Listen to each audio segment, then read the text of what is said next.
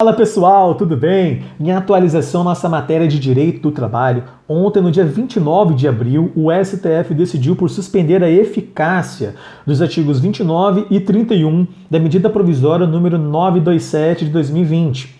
O artigo 29 dizia que não era considerado como doença ocupacional a contaminação pelo coronavírus, salvo se fosse comprovado o nexo de causalidade.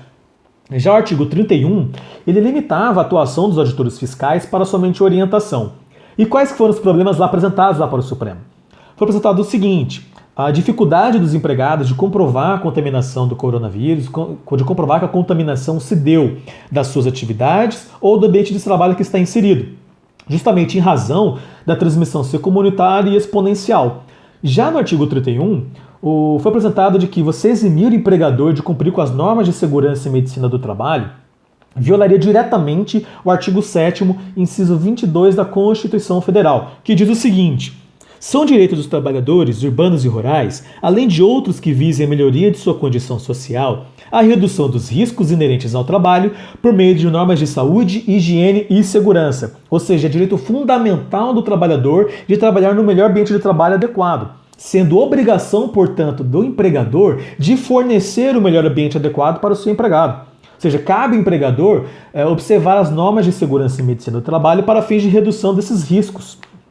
Assim entende o STF, assim entendeu o STF para fins de compreender para a suspensão da eficácia desses dispositivos da medida provisória. No que se refere à doença ocupacional, qual que é a importância de saber o que é a doença ocupacional? Ela é desencadeada, em razão das atividades realizadas pelo empregado. Ela está ligada às atividades realizadas pelo empregado.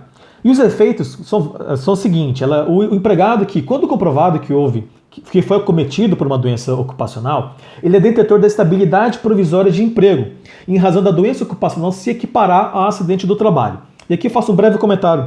O acidente do trabalho, e o empregado que sofre acidente do trabalho e se afasta por mais de 15 dias e recebe o benefício do auxílio-doença acidentário, ele é detentor da estabilidade provisória de emprego pelo período de 12 meses após a cessação do benefício.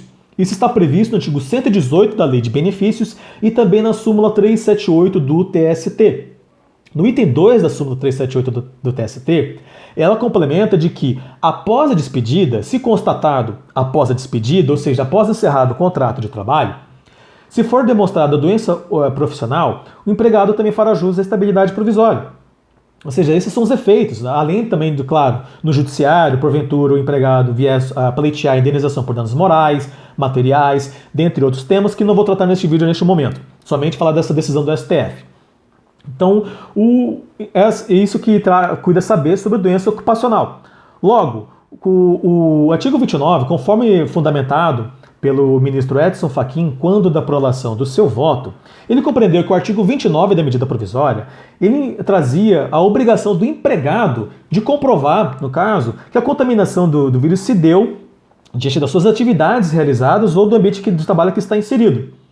Só que o artigo 7º, inciso 22 da Constituição Federal, fala que é obrigação do empregado de fornecer o melhor ambiente de trabalho adequado ao empregado. É o empregador quem deve arcar, quem deve se responsabilizar para a redução dos riscos inerentes à atividade do trabalho a ser exercido pelo empregado. E então, desta forma, o ministro Edson Fachin, no seu voto, compreendeu de que cabe ao empregador, no caso, comprovar que a atividade realizada pelo empregado, no caso, não foi assim, não tem causalidade, ou seja, não foi fator primordial para fins dele ter sido contaminado pelo coronavírus. E não ao contrário, não é o empregado quem deve comprovar essa situação. Na verdade, é o empregador quem deve comprovar que a atividade ou o ambiente de trabalho não está relacionada à eventual contaminação pelo coronavírus que o empregado eventualmente venha a ter sido contaminado. Já no que se refere ao artigo 31, que limita a atuação dos auditores fiscais, o ministro Edson Fachin também informa o seguinte: vou até olhar aqui olha só como é que ele fala no voto dele, isso é bem interessante, que ele coloca dessa forma: a suspensão da prática fiscalizatória por parte dos auditores fiscais do trabalho pode estimular o descumprimento imediato e irremediável das normas que regulam as relações trabalhistas, especialmente aquelas que dizem respeito à segurança e saúde dos trabalhadores. Olha só a situação. Já não era autorizado isso antes, ou seja, o empregador já era obrigado a sempre seguir essas normas antes da pandemia. Quem dirá na pandemia? Olha o perigo, olha a situação. Vivemos uma situação de emergência, numa situação de calamidade pública. Logo, o ministro compreendeu de que o artigo 31 também viola o artigo 7º, inciso 22 da Constituição Federal.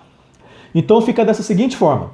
Agora, é considerado sim como doença ocupacional a contaminação pelo coronavírus, sendo responsabilidade do empregador de comprovar de que as atividades realizadas pelo empregado não estão relacionadas à eventual contaminação pelo coronavírus, e também a suspensão da eficácia desse artigo 31, que limitava a atuação dos auditores fiscais para somente orientação, em razão de poder estimular justamente o descumprimento imediato e irremediável das normas de segurança e medicina do trabalho.